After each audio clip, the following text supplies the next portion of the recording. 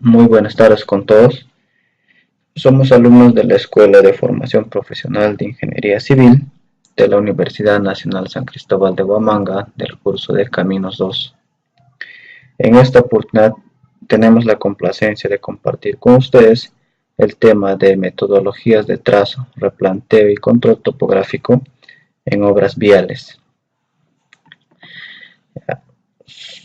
Soy el alumno Mauricio Cuchuri Young y iniciaremos con la exposición de la parte de topografía para control de obra, tolerancias para trabajos de levantamientos topográficos y procedimiento de comprobación de la calibración de instrumentos. ¿Qué es topografía para control de obra? La topografía es una de las ramas de la ingeniería que siempre inicia con el trabajo de cualquier obra. Es decir, es la primera actividad que se realiza en una obra. Tenemos lo que es la marcación en el terreno de la estructura a construir, es decir, se empieza a plasmar lo que se muestra en los planos en el terreno. Y también tenemos el reconocimiento de los puntos de control topográfico, tales como los puntos de georreferenciación y los BMs. Con respecto a los BMs es muy importante tener en cuenta, ya que los BMs representan el nivel, la cota o la altitud a las que se encuentran los puntos, y a partir de ahí trazar los niveles hacia otros puntos. Tenemos el trazo del eje de la carretera. Se debe verificar durante el replanteo los PIs, el PC y PT. ¿Esto para qué? Para tener un adecuado control de dichos puntos para el trazo de las curvaturas de una carretera. Tenemos la verificación de la red de nivelación.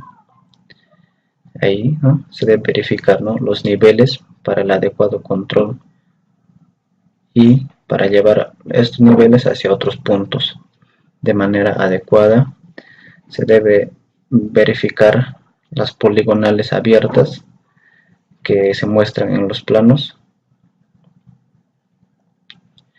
Luego tenemos errores en trabajos topográficos.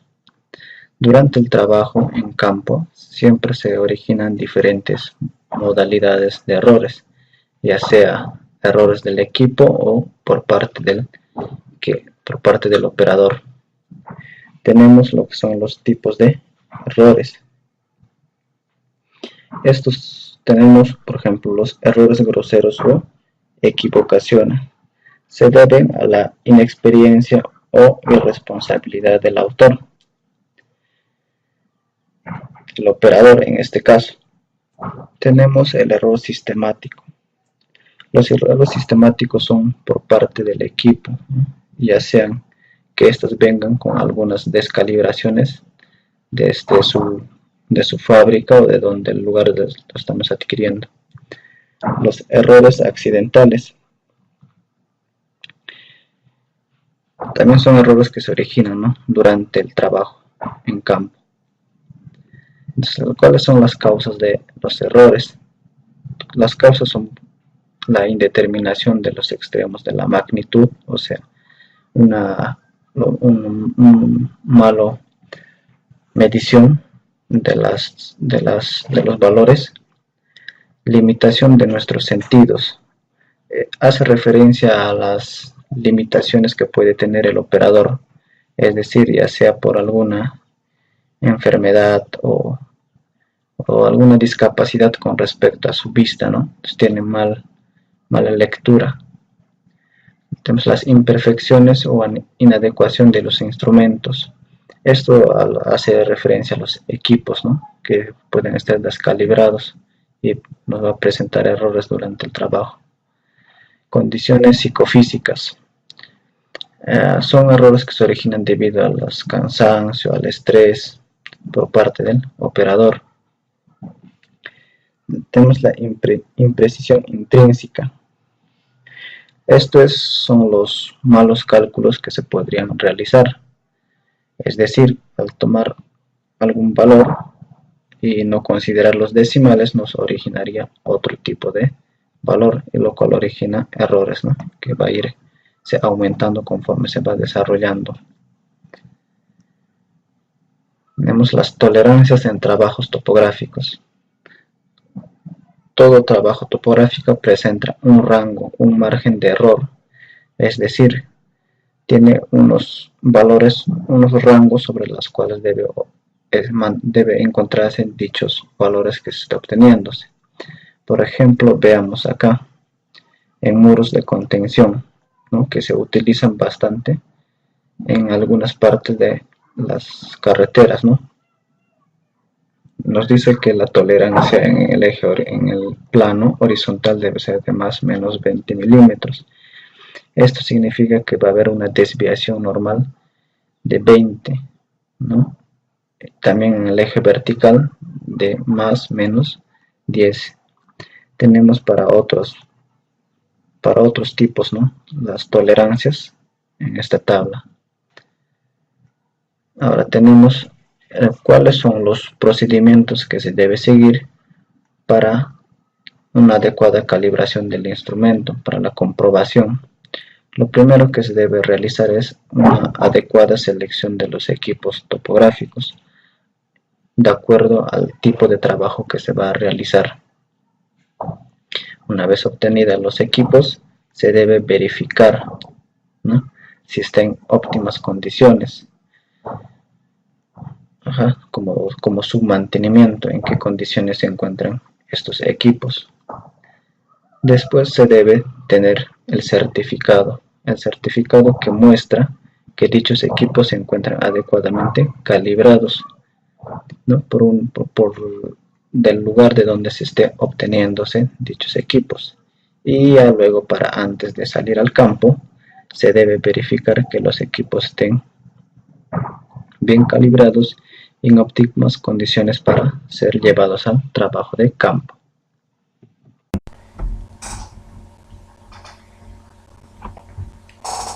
Hola, ingeniero Emerson Lizarbe. Buenas noches. Le hablo alumno Susana Visuel. Bueno, en esta oportunidad, prosiguiendo con la exposición de mi grupo, a mí me toca exponer lo que es el procedimiento de control geodésico, lo que es el procedimiento de medición de polígono principal y lo que es el procedimiento de levantamiento del alineamiento. Bueno, como primer punto tenemos lo que es el procedimiento de control geodésico. Bueno, por este tema entendemos, bueno, como referencia en el campo de la topografía o cualquier proyecto de topografía que tiene que intervenir en la topografía, ya se nos viene lo que es el GPS. Bueno, aquí tenemos ciertos pasos que tenemos de seguirnos para hacer el proyecto, ¿no? Bueno, para lo que es el control geodésico. Como el primer punto tenemos determinar la necesidad del uso del control geodésico en función de la extensión del área de trabajo. Consideraciones especiales o requerimientos del cliente. Bueno, explicando este punto, ¿no? En un proyecto donde entra la topografía, necesariamente tenemos que ubicarnos. Bueno, en este caso nos ubicamos mediante el GPS. Bueno, el siguiente punto tenemos, de ser necesario determinar el sistema de trabajo, generalmente es el más recomendable, el posicionamiento. Bueno, como les decía, es muy necesario, tal vez algo que sí tiene que darse sí o sí, es lo que es ubicación mediante el GPS. Así también ubicamos lo que es las coordenadas UTM. Como el siguiente procedimiento tenemos seleccionar la ubicación de los puntos de control en lugares de buena visibilidad hacia el área de trabajo y fuera de zonas de influencia del movimiento de tierras y con posibilidad de acceso. De antemano, como tal vez en todo lo que es levantamientos topográficos, tenemos que ser estratégicos y ubicar nuestros puntos, o en este caso ubicar nuestro GPS en un lugar que tenga visibilidad y también, bueno, como estamos en el caso de carreteras, donde la zona de influencia de lo que movimiento sea fácil, ¿no? Y la posibilidad de acceso. Ahora, como el siguiente punto tenemos la movimentación adecuada del punto. Bueno, en este caso es indispensable ubicar nuestro punto en un lugar tal vez que sea de fácil visibilidad, uno, y otro también es que En este caso, lo recomendable que dice nuestro punto, en este caso nuestras coordenadas UTM, que se pueden obtener mediante lo que es el GPS, se tienen que ubicar en una varilla de fierro. Bueno, ¿cuál es el fin? Bueno, nos preguntarán, ¿no? Nos preguntamos, ¿no? El fin es que no se puedan trasladar, mover, o tal vez algún individuo, tal vez malicioso, podría movernos puntos, ¿no?, de nuestro proyecto, y tal vez un poquito nos perjudica en la ubicación de nuestros puntos, ¿no? Ahora, como el siguiente punto tenemos la señalización y croquis de ubicación. Ajá. Bueno, aquí es indispensable estar ahí anotando, haciendo un croquis de dónde estamos ubicando, ¿no?, nuestros puntos mediante el GPS. El siguiente punto tenemos, los puntos de control geodésico deben estar ubicados a una distancia entre ellos que permita su alcance inmediato. Bueno, en este caso también nos va a ayudar, va a ser más fácil para nosotros trazar la poligonal. Lo más recomendable para la ubicación de coordenadas mediante el GPS dice tienen que ser no mayor de 10 kilómetros. Es lo más recomendable. Aquí tenemos un diagrama de flujo de lo que es el procedimiento de control geodésico. Bueno, como la entrada tenemos la determinación de la necesidad de control. Prácticamente es un resumen de lo que hemos mi exposición sobre este tema, ¿no? Aquí dice determinación de necesidad de control geodésico. Dice necesita control. Bueno, a ver, vamos a apuntar con el cursor. Y aquí tenemos, y aquí necesita control geodésico. Bueno, si no necesita, directamente determina, ¿no? Pero si es necesario, en la mayoría de los casos dice que sigue. Bueno, ¿cuál es el siguiente paso? Ubicación adecuada de los puntos, como hemos visto ya, ¿no? Donde tenemos un lugar estratégico. La monumentación permanente de los puntos. Bueno, como ya nos sugirió, debe ser una varilla, ¿no?, de acero. Señalización croquis. Bueno, también aquí hacer un croquis para no perderlo, ¿no? Finalmente el proyecto ahí termina, ¿no? Bueno, prosiguiendo con la exposición, ingeniero, tenemos el procedimiento de medición de la poligonal principal. De antemano, ese tema a mí se me viene lo que es topografía 1 y topografía 2, ¿no? Donde nos enseñaron realizar lo que son las poligonales. Puede ser con el teodolito, puede ser con hemos hecho con cintas métricas o también instalación total.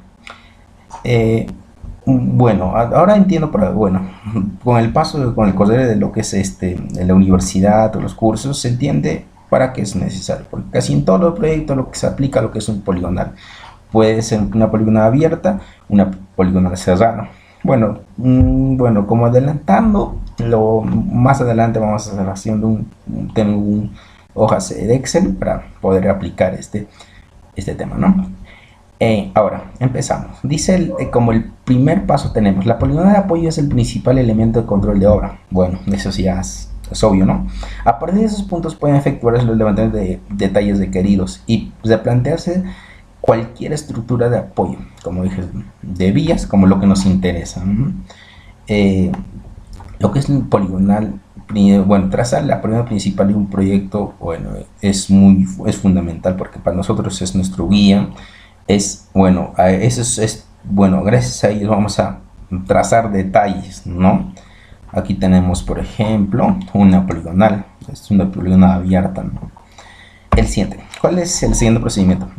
Los puntos deben ser ubicados en lugares más convenientes, tanto por visibilidad hacia el trabajo como por seguridad, para garantizar su permanencia. El tercer punto, los puntos deben ser monumentados preferentemente mediante variantes de guía. Bueno, como lo que es las coordenadas, trazadas, puestos con el GPS, ubicados con el GPS, aquí también es muy necesario poner los puntos en fierros corrugados y marcarlos, ¿no?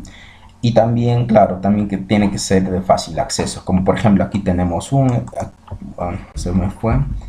aquí tenemos ubicados, ¿no?, los puntos. Tienen que ser donde sea para los que están trabajando sean de fácil visibilidad, ¿no?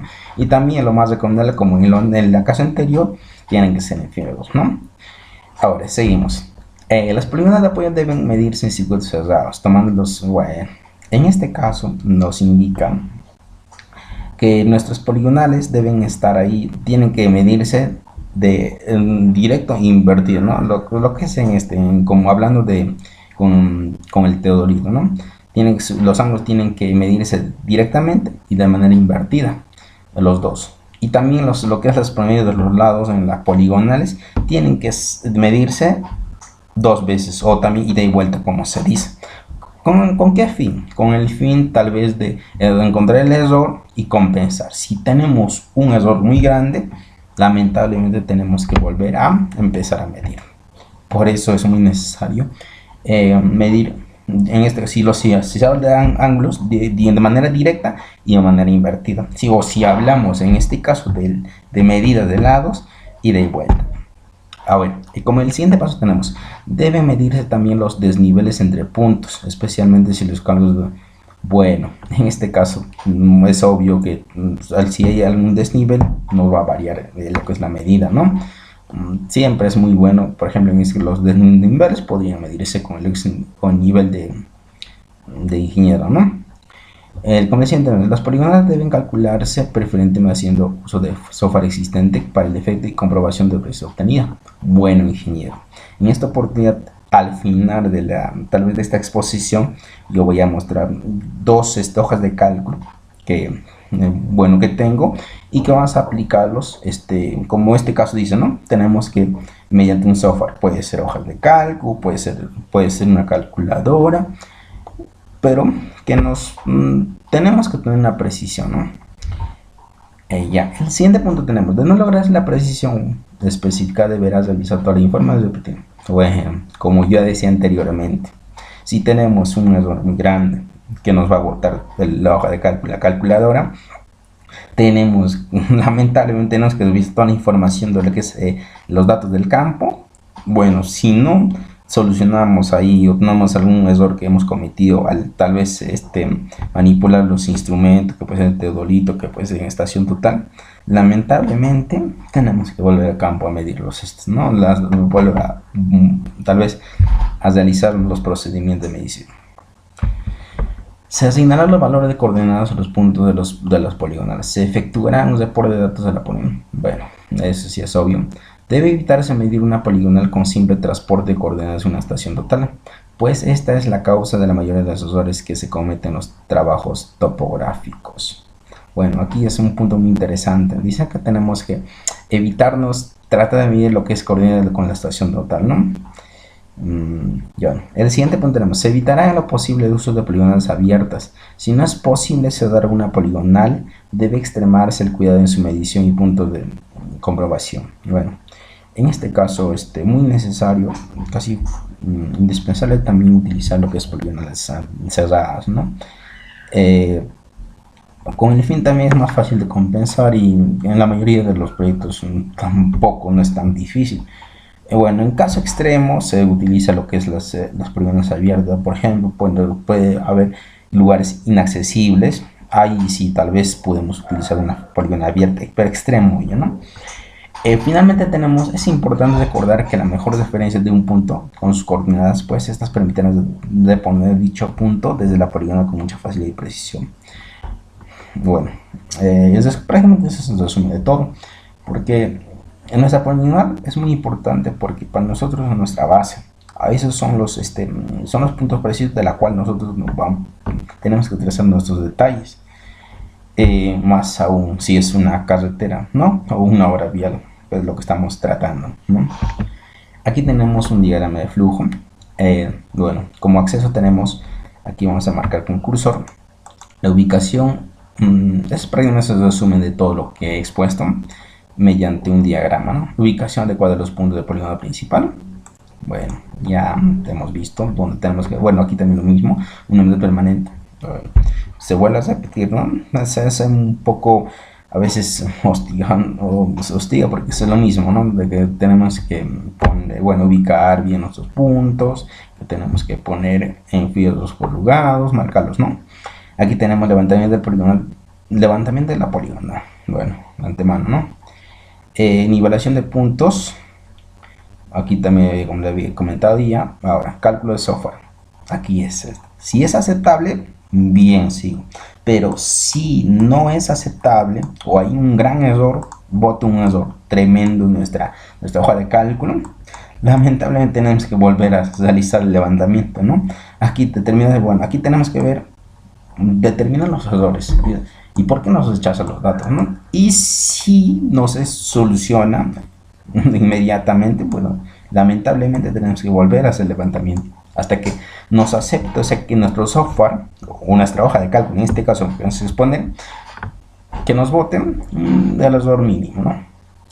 Aceptable. Bueno, si fuera así, seguimos con el trabajo, ¿no? Bueno, si es aceptable, pues feliz. Y seguimos. Asignación de valores del polígono principal. Aquí en este caso es los valores, los puntos, ¿no? Asignados A, B, C, no sé cuántos, depende también cuántos lados tenga nuestro polígono.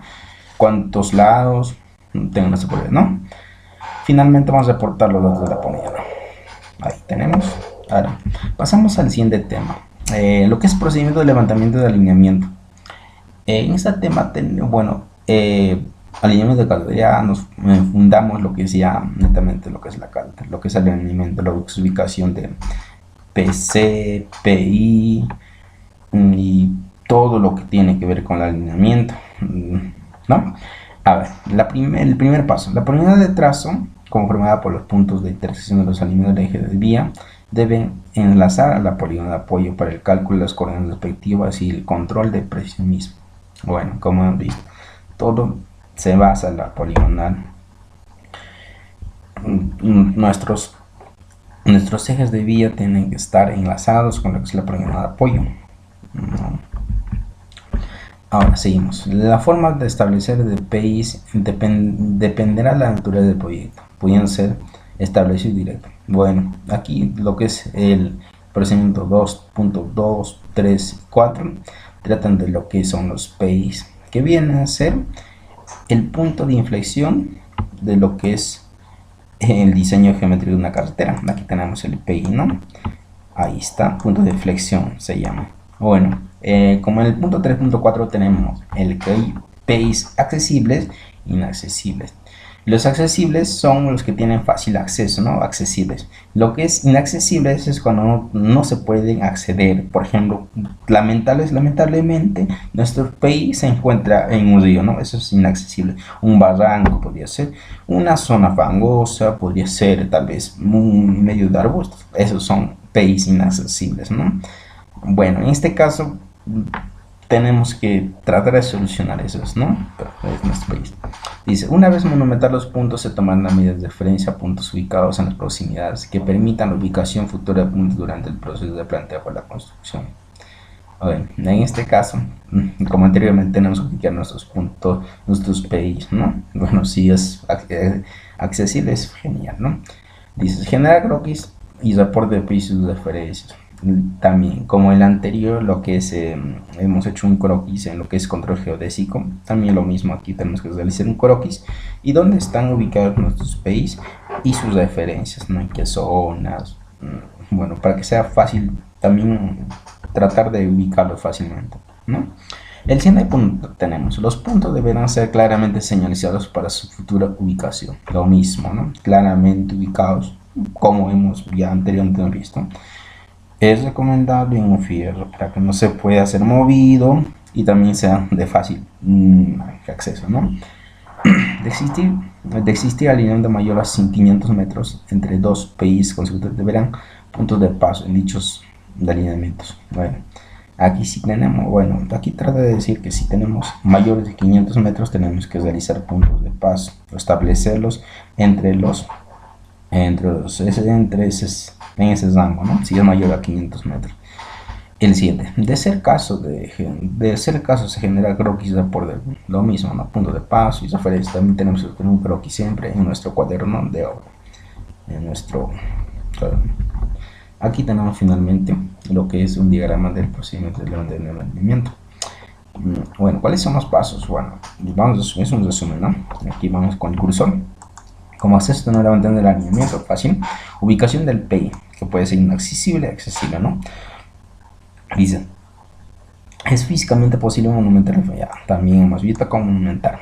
Bueno, si fuera así, pasamos. Si no fuera así, dice ubicación de referencias, monumentación, ya se va directo a lo que es a medición de distancias entre pis consecutivos. Aquí luego tenemos si las distancias es mayor que, ya no va, ¿no? Si sigues así, monumentación, aquí lo que es puntos de paso, ¿no? Ahí termina lo que se les puede ingeniero. Bueno, para finalizar tenemos aquí lo que es un software de una polígona abierta y una polígona cerrada. Vamos con una polígona abierta. Por ejemplo, aquí tenemos una polígona abierta, un software para que nos pueda calcular, ayuda a calcular, ¿no? Aquí tenemos, por ejemplo, aquí ya tendría que introducir los datos. Aquí primero ponemos cuántos lados es una polígona abierta y también lo que es el azimut inicial, lo que es el azimut final, ¿no? Ubicar esto mediante lo que es la brújula, nos ubicamos, ¿no? O también puede ser con GPS, podemos realizar. Ahora, mínima división del limbo. Esto depende del instrumento que utilizamos. Por ejemplo, en este caso, 20 segundos es el mínimo de división de lo que es un teodolito. Aquí tenemos punto A.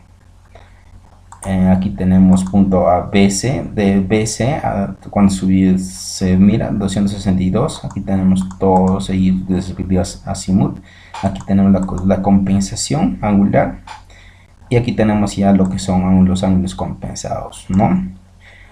Y aquí también automáticamente tenemos ya con estos software poniendo los ángulos medidos, ya tenemos el azimut corregido. Y también tenemos, bueno, también ya llevamos las distancias, aquí tenemos las distancias.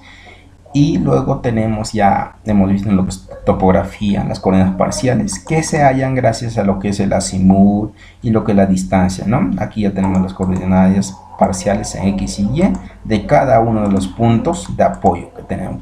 Y finalmente las coordenadas absolutas tenemos lo que son ya las compensadas, ¿no? Las que quedan aquí, ¿ya? Aquí tenemos, por ejemplo, el error máximo de error. Aquí dice, tiene que ser el máximo, puede ser más o menos de 35 grados. Y aquí, para nuestra buena suerte, nos sale menos 30 grados. Wow. Si es así, entonces proseguimos con el proyecto, ¿no? Aquí ya finalmente ya tenemos, después de haber ya visto que ya nos cumple lo que es la compensación angular, o el error de cierre angular es menor de 35 grados, tenemos ya finalmente lo que son definitivo ya compensados lo que son los puntos de A, B, C, los puntos de apoyo, ¿no? De nuestra poligonal. Ahora tenemos el otro software que es de una poligonal cerrada, ¿no? Aquí tenemos casi el formato es lo mismo, pero hay que tener en cuenta que el sentido, el trazo tiene que ser siempre antihorario. Bueno, ¿cuáles son los pasos? El siguiente, como en el caso anterior, primero el número de lados, ¿no? Aquí por ejemplo tenemos 8. Para empezar, mediante una brújula, otra vez mediante el GPS, ubicamos y hallamos el azimut de AB. Aquí tenemos 105 grados con 54 minutos 22 segundos, ¿no? Aquí también lo mismo, si tratan de un teodolito, cual depende de la marca, depende del tipo de marca del teodolito. En este caso tenemos un teodolito normal que hemos utilizado, es mínima divisiones 20 segundos, ¿no? Casi parecido al anterior. Aquí rellenamos, ¿no? Aquí 74 grados, aquí está todo igualito, ¿no? Rellenamos, aquí están los grados, minutos en esta parte y segundos, ¿no? Ahí está todo. Y aquí está la sumatoria. Ahora, aquí tenemos las correcciones, ¿no? Las correcciones y finalmente, bueno, ¿cómo se hacen las correcciones? A ver, mira, aquí tenemos un ángulo total y hay un exceso de 20, entonces tenemos que estarle menos 20, entonces vamos a estar a cada uno de los ángulos. Arbitrariamente casi igual a todos, por eso lo pongo 2 y 3 y es un total de 20 grados. Finalmente así compensado tenemos 1080 grados, ¿no? Exacto, que tiene que medir la poligonal, ¿no?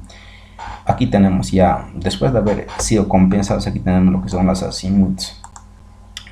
Finalmente también, bueno, aparte tenemos lo que son los rumbos de cada uno de los lados. Ahí tenemos los rumbos, ya bueno, con la azimut ya lo ponemos allá los rumbos.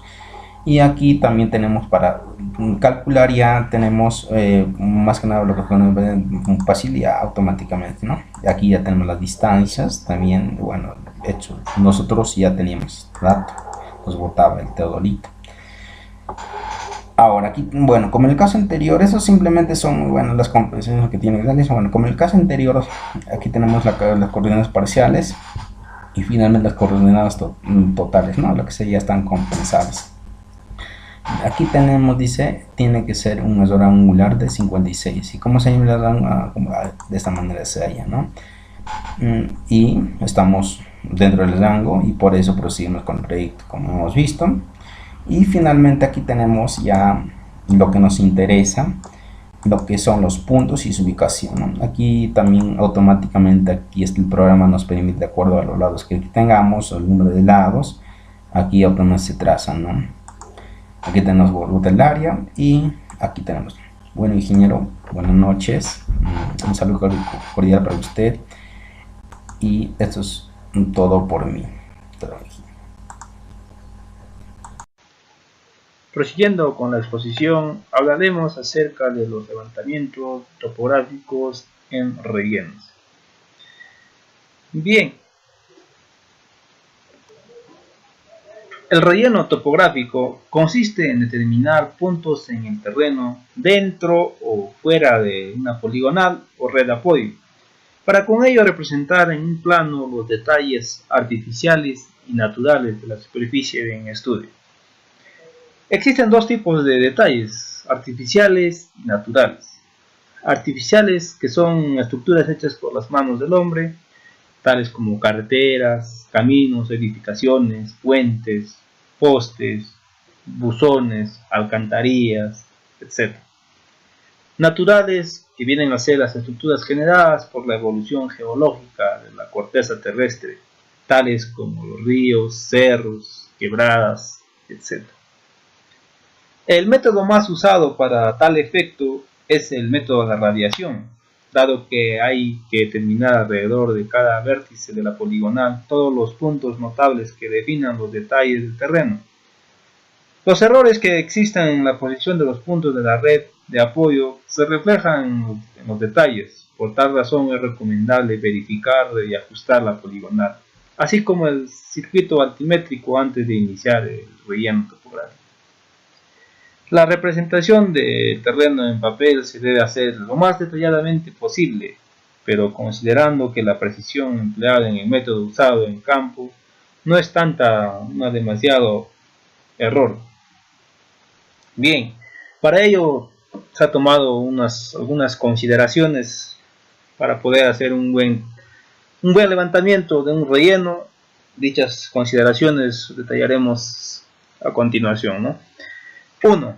Los trabajos de relleno topográfico para la elaboración de los planos de estructuras como puentes, alcantarillas u otras estructuras importantes se harán a partir del método de radiación. Este método que es la más adecuada para hacer dichos trabajos porque nos da un buenos resultados y una mejor precisión, ¿no? Ya sea de los puntos de una poligonal o unos puntos auxiliares establecidos para tal efecto. 2. Se tomarán todos los detalles planimétricos existentes dentro del área establecida, así como un número de puntos de relleno, cantidad, ubicación, suficientes para una fiel representación de los relieves del terreno, de acuerdo a la escala y plano y el intermedio de curvas de nivel que se desea ostentar. 3. Los puntos de relleno se ubicarán siguiendo la misma lógica de interpolación de las curvas de nivel del software, a fin de establecer las líneas obligatorias necesarias para orientar el sentido de la interpolación. Podemos observar en la mejor manera de hacer las curvas de niveles tomando buena cantidad de puntos, interpolar dichos puntos, ¿no? Que nos dan unos mejores resultados. 4. Para la definición de los detalles planimétricos y sus líneas obligatorias deberá hacerse necesariamente los respectivos croquis que faciliten el dibujo de plano. Estos croquis son muy importantes, pues no todo en el campo se logra tomar a detalle, ¿no? Por ello, hacer un croquis no está de más, es muy importante y obligatorio, podemos decir, ¿no? Para poder hacer un buen plan. Pues la información que registramos en los códigos de identificación en la estación a veces no son suficientes para poder hacer. 5. Al ejecutar un levantamiento topográfico se debe utilizar códigos de abreviaturas de nombre de detalle, relleno, buzón, postes, ¿no? Alcantarillas, o sea, de acuerdo al tipo de trabajo que vamos a realizar, abreviar, ¿no? Abreviar ya no, para poder facilitarnos la ubicación exacta del dicho punto. Esto nos va a permitir facilitar el proceso, ¿no? Del dibujo, ¿no? Mediante ya sea unas líneas de unión automática, etc. 6. Al levantar el cauce de los ríos o cursos de agua para el diseño de estructuras especiales, deberá levantarse dicho cauce tanto aguas arriba como aguas abajo. La distancia especificada para cada caso es recomendada por el especialista, ya sea un geólogo, un ingeniero civil, ¿no? O de acuerdo a los estudios básicos de ingeniería que se necesita para hacer un puente, ¿no? Aguas arriba es 300 metros, aguas arriba es 500 metros, aguas abajo unos 300 metros de puente. Para ello, todo esto con el fin de hacer un buen diseño, ¿no? Un buen diseño, deberá hacer que en estos casos, manteniendo puentes, los planos se hacen más detallados, ¿no? Es necesario indicar en la dirección del curso del agua, los límites de la zona, las condiciones de aguas máximas y mínimas, ¿no? Cuando son las estructuras aledañas cerca al río, ¿no? Si hay viviendas, puede que haya un puente que ya no se utiliza, no sé, ¿no? 7. El levantamiento de secciones transversales. Se tendrá en cuenta las siguientes consideraciones, ¿no? Las secciones transversales son necesarias para determinar o cuando se necesita conocer la verdadera forma del terreno en una cierta extensión de trabajo, ¿no? Pues dichos cálculos nos va a mostrar poder sacar una buena curva de nivel, saber las pendientes, etc., ¿no? Para todo ello daremos algunas consideraciones que son importantes para poder detallar. No, las secciones transversales se tomarán cada 20 metros en alineamientos rectos y cada 10 en alineamientos en curva. 2. Se tomarán levantar secciones transversales en posiciones intermedias cuando haya variaciones de relieve del terreno, quebradas o prominencias del terreno, que puedan afectar los metrados al no ser consideradas. 3. Se debe levantar en una longitud suficiente para poder definir exactamente los volúmenes de tierra a mover, siendo recomendable que se extienda por lo menos 10 metros más allá del borde del talud de corte y el pie del talud de relleno. D. Se levantará las secciones transversales luego de señalizar la línea perpendicular de cada estaca, ¿no? Por el alineamiento de los portamiras. En tramos rocosos o de fuerte pendiente se va a originar, ¿no? Unos volúmenes de cortes importantes y de alto costo, se debe extremar el cuidado de la toma de las secciones. En lugares inaccesibles es recomendable el uso de estaciones totales con dispositivo láser para la medición de rebote directo, a fin de no arriesgar la vida de los portamiras y obtener la precisión requerida. Podemos ver algún pequeño croquis para poder hacer un buen levantamiento de un relleno topográfico. Lo primero haremos en determinar la zona, ubicar el punto ideal. Si es que ese punto ideal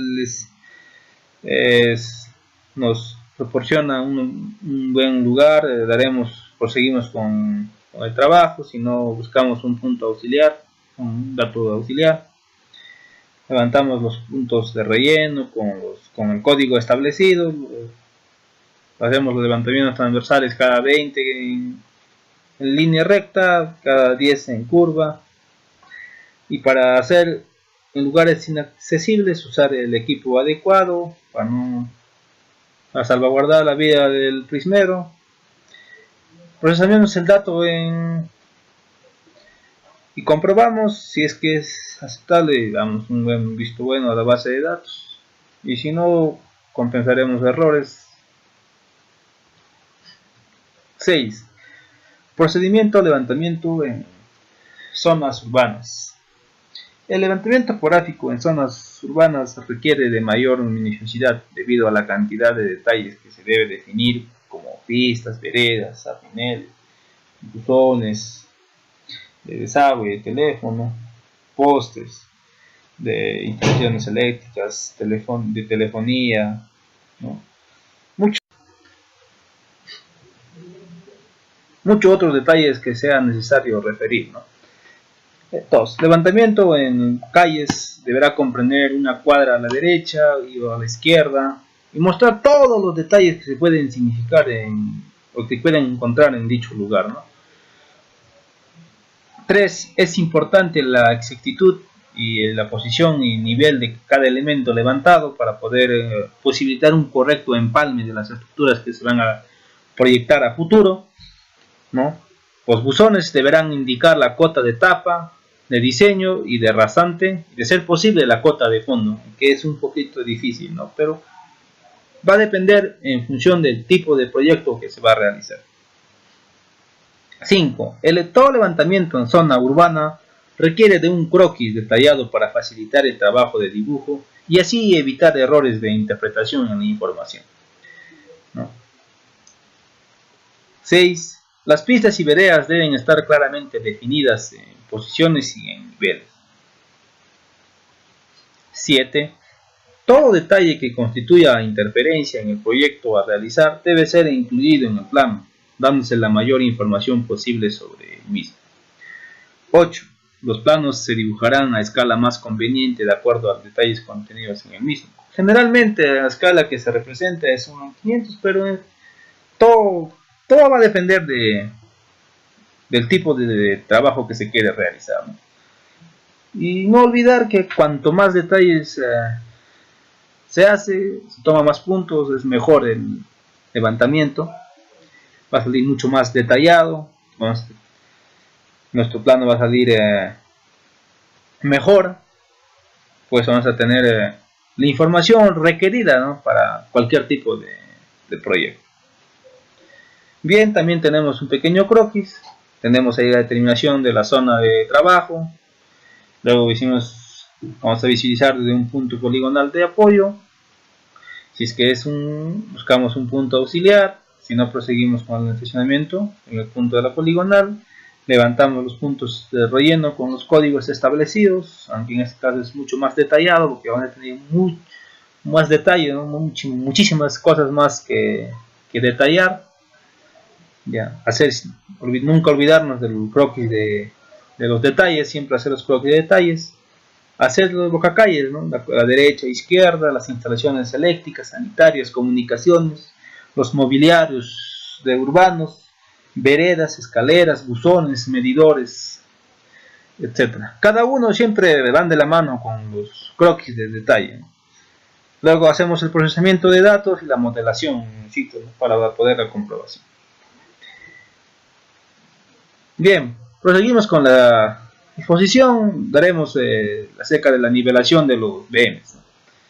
Los BMs deben ser convenientemente monumentados, es lo más ideal que se debería de hacer, ¿no?, ya sea mediante placa de bronce, de varilla de fierro corrugado, empatrada en hito de concreto, mediante señal de pintura, sobresaliente de roca, fijas, ubicadas en lugares fuera de las áreas de movimiento de tierra, ¿no?, al fin de no ser disturbadas durante las obras. Es muy importante porque estos puntos nos van a ayudar a hacer para poder replantear el terreno, ¿no?, acerca de los puntos establecidos.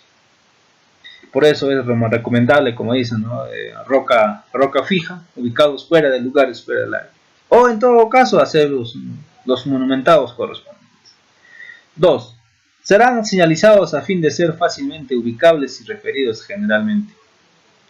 Debe estar bien referenciados en una zona que puede ser visible, fácil de ubicar, ¿no? Y si de ser posible, anotar las coordenadas correspondientes, ¿no? 3. La nivelación se ejecutará mediante ida y vuelta en circuitos cerrados, colocando los BMs cada 500 metros. Es lo más ideal que se tiene que hacer, ¿no? La tolerancia de cierre será de más o menos a raíz de K. Esto saldrá en metros, siendo K la distancia recorrida expresada en kilómetros. Podemos ubicar unos puntos ahí. Podemos empezar de BM1, correr hasta el punto 6, luego volvemos y cerramos la cuota, ¿no? Y podemos hacer el error a compensar, sería la cuota inicial del BM y la cuota de llegada, ¿no? Y ese error tiene que ser siempre menor a la raíz de K, la distancia recorrida en todo ese tramo, ¿no? 5. La nivelación se calculará observándose la tolerancia especificada. De ser mayor el error de la tolerancia, se revisará los cálculos, y de persistir el error deberá volverse a nivelar el tramo hasta estar por debajo de la tolerancia. Esto es muy importante, pues nos va a garantizar el trabajo, ¿no? 6. Se deberá observar las recomendaciones técnicas para la ejecución de la nivelación. Utilizar buenas miras de calidad y provistas de nivel esférico para su verticalidad. Bien, la utilización de equipos de buena calidad nos va a garantizar el trabajo, ¿no? Pues ya sea una calibración, ya sea el buen uso que le vamos a dar, será de acuerdo a la calidad del instrumento, más que nada, ¿no? Pues nos va a garantizar un buen trabajo. También tenemos un pequeño diagrama, igual la ubicación del punto M, la monumentación del punto y referenciación. Reportaremos los datos al coqui de referenciación, nivelamos los puntos, hacemos el error de cierre y si es aceptable asignamos los valores a los BM, ¿no? Y a los demás puntos. Y así reportamos los puntos. Si no, determinamos los errores y rechazamos los datos y volvemos a realizar. Bien, eso sería todo, compañeros. Muchísimas gracias. Buen día, mi nombre es Reider Ramos Candia y siguiendo con la exposición tocaré el tema de procedimiento de replanteo de eje de trazo con poligonal de apoyo. Bueno, primero tenemos que saber qué es un replanteo. Replanteo es pasar los puntos del plano hacia el terreno natural. ¿Y qué equipo necesitamos para esto? En este caso sería la estación total, la cual calcula automáticamente el azimut y distancia al punto por replantear, simplificando de este modo el replanteo de puntos y garantizando una mayor precisión, por lo que es más recomendable su uso replanteando el eje desde los puntos de la poligonal de apoyo.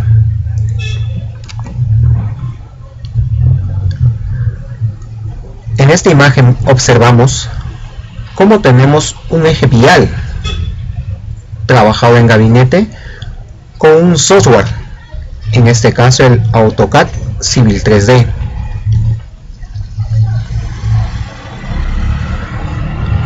Acá tenemos una vista general del eje vial, la cual para iniciar el replanteo previamente hay que buscar y señalizar los puntos de la poligonal de apoyo.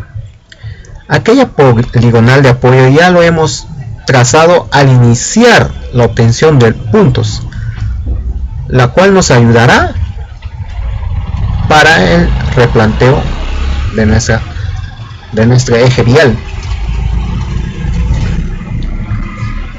Una vez encontrado esa poligonal, se hacen los chequeos respectivos y estableciendo y verificando que tenga unos errores mínimos, se podrá iniciar el trabajo. Bueno, aquí tenemos una referencia de ciertos puntos que obtuvimos en gabinete y están en el plano, las cuales haremos el replanteo en el terreno. Aquí veremos algunos métodos de replanteo. Pero ¿cuáles son los cálculos que necesitamos para el replanteo? Son cálculo de ángulos, distancias, azimut, coordenadas, altitudes, desniveles, pendientes, necesarias para efectuar el replanteo geométrico del proyecto.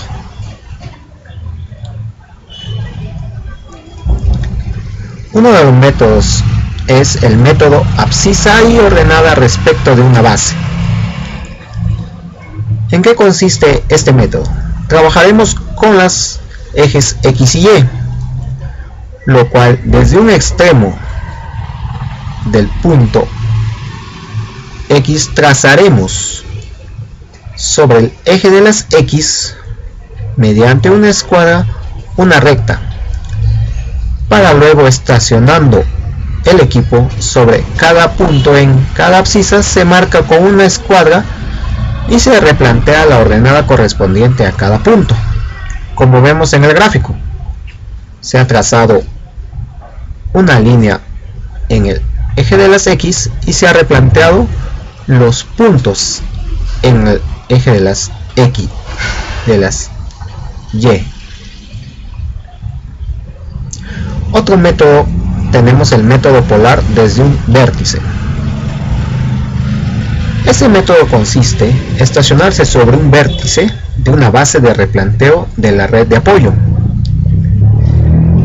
Se orienta con otros vértices de referencia y se replantea el punto mediante azimut y distancias reducidas. Las comprobaciones tienen que hacerse mediante replanteo doble partiendo de los dos vértices de una base de replanteo. Por lo general, este es el método más utilizado para el replanteo. En esta imagen podemos ver un ejemplo de replanteo polar.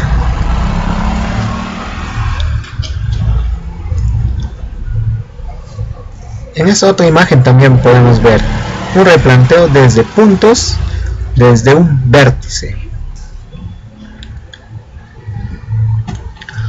Los factores para el replanteo son los siguientes y tenemos que tomarlos muy en cuenta. Tener presente las características del proyecto, características del terreno, problemas causados por orografía, vegetación, climatología, alcance de transmisores de radio y GPS,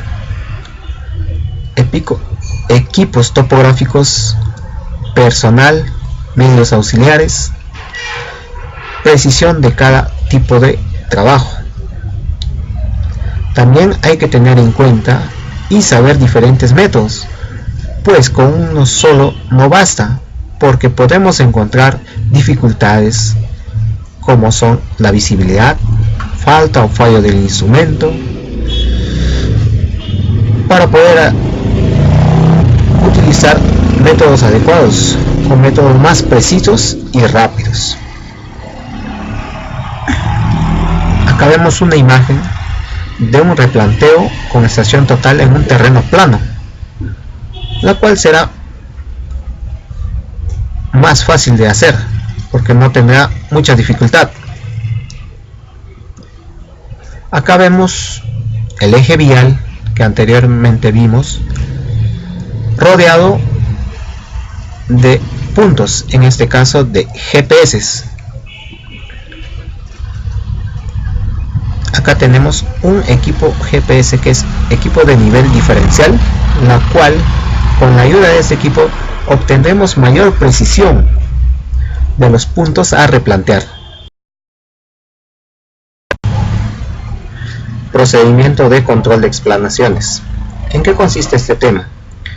Este tema consiste en el movimiento de tierras, pero antes de eso tuvimos que haber realizado el replanteo del eje de la carretera como lo vimos en el tema anterior. Luego de haber hecho este proceso, se realiza la nivelación geométrica de las estacas para obtener el perfil longitudinal del terreno y el levantamiento de secciones transversales del terreno natural, para permitir la verificación de los datos del proyecto y a su vez procesar el metrado de movimiento de tierras.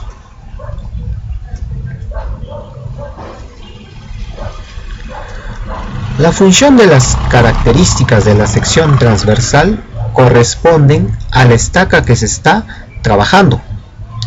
Se determina la posición de la línea de corte de acuerdo a la inclinación del talud considerado, marcándose el punto y colocando luego una referencia fuera del área de corte, generalmente en metros más atrás, pintando claramente en una madera o piedra los datos de distancia al eje, altura de corte e inclinación de talud, datos con los cuales se controlará el proceso de corte y perfilado del talud.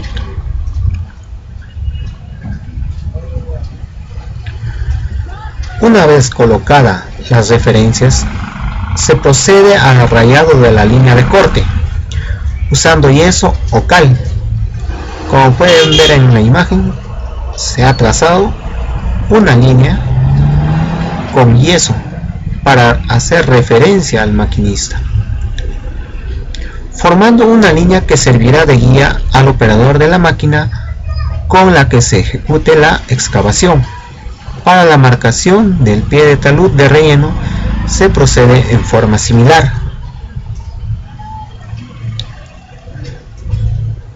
Durante el proceso de excavación se debe realizar verificaciones de los niveles de excavación y del perfilado de los taludes.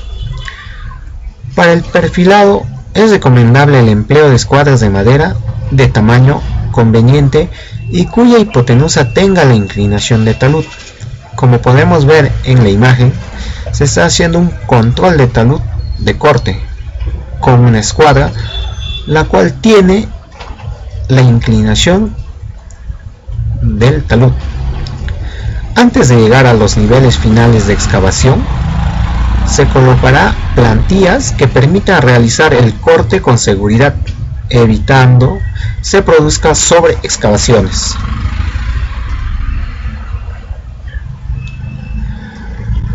Procedimiento de control de ejecución de subrasante y rasante. Bueno, ya habíamos visto el replanteo de nuestra hoja de carretera, luego las excavaciones o los movimientos de tierra, y luego se realizará el control de la ejecución de la subrasante. Se debe estacar el eje de la vía así como los bordes derecho e izquierdo de la calzada, teniendo en cuenta el sobreancho de los tramos curvos. Como pueden ver, se está haciendo el estacado para ver los márgenes del trazado. Durante la formación de la subrasante, para cada capa de relleno se colocarán plantillas de nivel, para la cual se debe disponer de las cotas considerando el peralte y el bombeo del pavimento. Se hará el seguimiento del proceso constructivo reponiendo las plantillas de nivel que fueron movidas y verificando las tolerancias respecto del nivel final de la subrasante. Como podemos ver en el gráfico, se sigue haciendo el control topográfico del movimiento de tierras, así evitar una sobreexcavación y también hacer el perfilado de los taludes con el ángulo que se designó para tal. Para el caso de la ejecución de la rasante, el proceso es similar, teniendo un mayor cuidado en el chequeo de niveles de la superficie final del pavimento. Como podemos ver en la imagen, se está haciendo el control de niveles de capa de subrasante, las cuales que se tienen que hacer para luego hacer el pavimento.